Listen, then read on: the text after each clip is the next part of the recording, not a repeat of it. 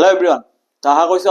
আপোনালোক সবে ভালে আছে ঠিক আছে তো আজি আমি এটা ধুনিয়া এটা ট্ৰি শিকিম ঠিক আছে কোঅৰ্ডিনেট জিওমেট্ৰিৰ যেটো আমাৰ জিটিপিজিডি পৰীক্ষাত আহি আছে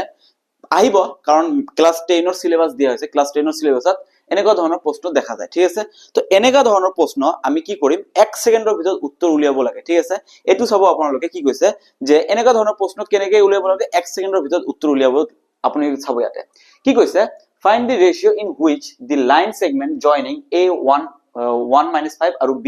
minus 4 5 is divided by x axis কি কৈছে এই ৰেখা এই বিন্দু সংযোগী ৰেখাডালক x axis এ কি অনুপাতত ভাগ কৰে ঠিক আছে x axis এ কি অনুপাতত ভাগ কৰে এনেকা ধৰণৰ প্ৰশ্ন আপুনি 1 সেকেন্ডৰ ভিতৰত কেনেকৈ উলিয়াব চাব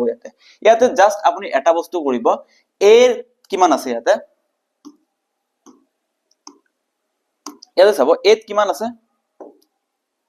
ধুনিয়াকে চাওক ইয়াতে a কিমান দিয়া আছে a দিয়া আছে আমাৰ 1, -5 আৰু b কিমান দিয়া আছে b দিয়া আছে -4, 5 ঠিক আছে এতিয়া কি কৰিব যেতিয়া অনুপাতটো উলাব লাগে x এক্সিসৰ দ্বাৰা অনুপাত উলাবলৈ হলে আপুনি y ৰ মান দুটা লৈ লব কি লৈ লব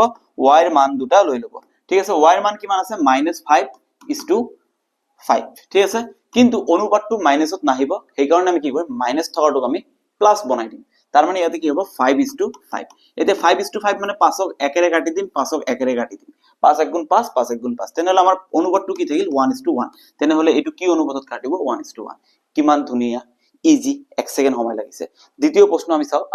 আপোনালোকে ইয়াতে দ্বিতীয় প্ৰশ্ন এতিয়া আপোনালোকে কৈ দিব পাৰিব ইয়াতে কি আছে a বিন্দুটো কি দিয়া আছে আপোনালোকে চাব a বিন্দুটো -2,4 দিয়া আছে আৰু b বিন্দুটো কি দিয়া আছে b বিন্দুটো 4,-3 দিয়া আছে 4,-3 দিয়া আছে এতিয়া কি কৈছে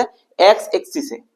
এক্সিসে যেটো অনুপাতত কাটিছে এই অনুপাতটো কি হ'ব x এক্সিসৰ কথা কলে আমি y ৰ মানটো সিলেক্ট কৰিম 4:-3 কিন্তু এতিয়া প্ৰশ্নটো হল অনুপাতটো মাইনাসত আহিব নহয় যেটো মাইনাস থাকিব হেতু আমি প্লাস বনাই দিম তাৰ মানে এটো কি হৈ যাব 4:3 কাটাকাটি কৰিব নোৱাৰি তাৰ মানে आंसर আমাৰ কিমান হ'ব 4:3 option number C is the correct answer 1 সেকেন্ডৰ প্ৰশ্ন আপোনালোকে এটো সমাধান অংক কৰিব লাগিব x বিন্দুটো লব লাগিব x, 0 এনেকা লব একো প্ৰয়োজন নাই সিধা সিধি আপোনালোকে কি কৰিব y ৰ মানটো লৈ লব ঠিক আছে তাৰ পিছত আমি নেক্সট প্ৰশ্ন এটা চাই লও ইয়াতে আৰু এটা প্ৰশ্ন আমাৰ আছে ইয়াতে কি আছে ইয়াতে এইটো ইয়াতে চাব ইয়াতে কি কৈছে যে এইবাৰ এই সংযোগী ৰেখা দুডালক y এক্সিসে কেনেকৈ কাটিব ঠিক আছে কি কৈছে y এক্সিসে কেনেকৈ কাটিব আপোনালোকে কি কৰিব ইয়াতে আপোনালোকে নিজে যদি ভালদৰে চাই আপোনালোকে ইয়াতে গম পাব যেতিয়া x এক্সিসৰ কথা কয় তেতিয়া আমি